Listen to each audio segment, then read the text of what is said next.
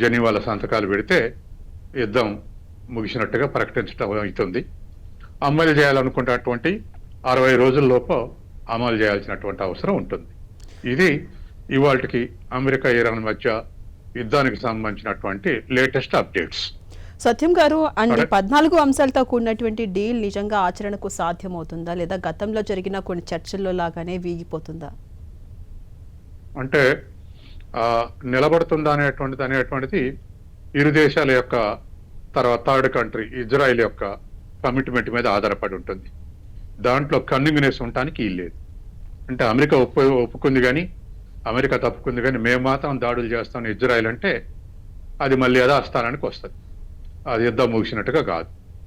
తర్వాత ఇరాన్ ప్రతిపాదించినట్టుగా ఒక ఇరాన్ మీదనే కాదు, లెబనాన్ మీద కాల్పులు జరపడానికి వీల్లేదు అనేటువంటిది అంగీకరిస్తేనే రేపు 19 నాడు సంతకాలు అయ్యేటువంటి అవకాశం ఉంది. ఎందుకంటే ఎప్పుడు కూడా ఇరాన్కి వీళ్ళు ముగ్గురు మిత్రులు, లెబనాన్, తర్వాత గాజా, తర్వాత ఇతర మిత్రులు ముగ్గురు కూడా హమాస్ కానీ, హైతీలు కానీ, హిజ్బుల్లాలు కానీ మిత్రులు. కాబట్టి వాళ్ళ సేఫ్టీ కూడా ఉండాలి అనేటువంటిది ఇరాన్ డిమాండ్. అది అమెరికాకు కూడా తెలుసు, వీళ్ళంతా పాత్రధారులని తిరుగుబాటులో.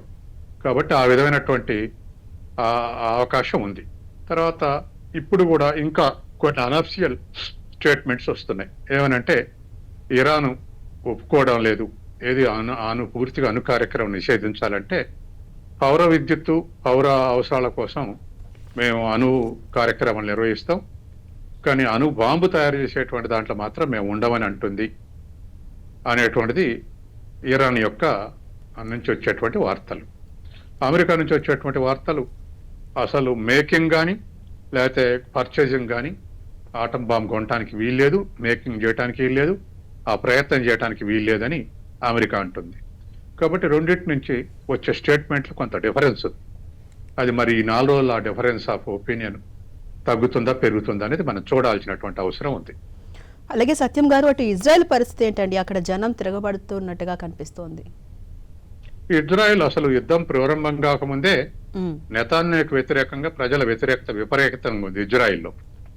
అసలు ఎలక్షన్స్ లో నెతాన్యాహు ఓడిపోతాడని, కానీ హమాస్ దాడి చేసి 1000 మందిని బందీలుగా పట్టుకుపోయి చంపేయటంతో నెతాన్యాహుకు కలిసి వచ్చింది. అది ఇప్పుడు ముందు పాలస్తీనా మీద యుద్ధం చేసిండు, దాదాపు 70,000 మంది చంపేసిండు, గాజాని మొత్తం డిస్ట్రక్ట్ చేసిండు. తర్వాత ఇప్పుడు ఇరాన్ లెబనాన్ మీద దాడులు చేస్తున్నాడు.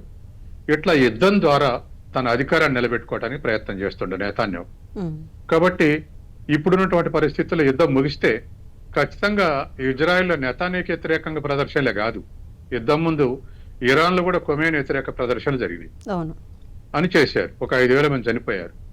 కాబట్టి యుద్ధం ముగిసిన తర్వాత మరి అమెరికాలో కూడా ప్రజలు 320 టౌన్లలో 93 లక్షల మంది పాల్గొన్నారు ప్రదర్శనలని ఒక లెక్క ఉంది. కాబట్టి 3 దేశాలు కూడా ఒప్పందం అయిపోయిన తర్వాత ఆ రాజకీయంగా వేరు అంశాలు చెలరేగే అవకాశం ఉంది, వేరు చర్చలు అవకాశం ఉంది. కాబట్టి రాజకీయాల్లో తేడాలు వచ్చేటువంటి అవకాశం ఉంది. అటు ఇజ్రాయెల్ కానీ, ఇటు ఇరాన్ కానీ, అటు అమెరికా కానీ. అమెరికాలో 5 రాష్ట్రాల్లో మధ్యంతర ఎన్నికలు జరిగే అవకాశం ఉంది. అవి ఒక పెద్ద చర్చనీయాంశంగా అయ్యే అవకాశం ఉంది యుద్ధం.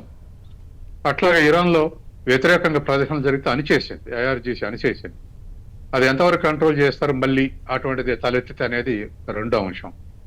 తర్వాత ఐఆర్జీసీ వర్సెస్ పౌర ప్రభుత్వానికి చిన్న డిఫరెన్సెస్లు ఉన్నాయి. మరి ప్రజలంతా తిరుగుబాటు చేస్తారు ఐఆర్జీసీకి వ్యతిరేకంగా, ఐఆర్జీసీ అణిచేయగలుగుతుందా లేదా ఐఆర్జీసీని సపోర్ట్ చేస్తారా, ఇదంతా ఒక పెద్ద చర్చనీయాంశం ఉంది ఇరాన్లో.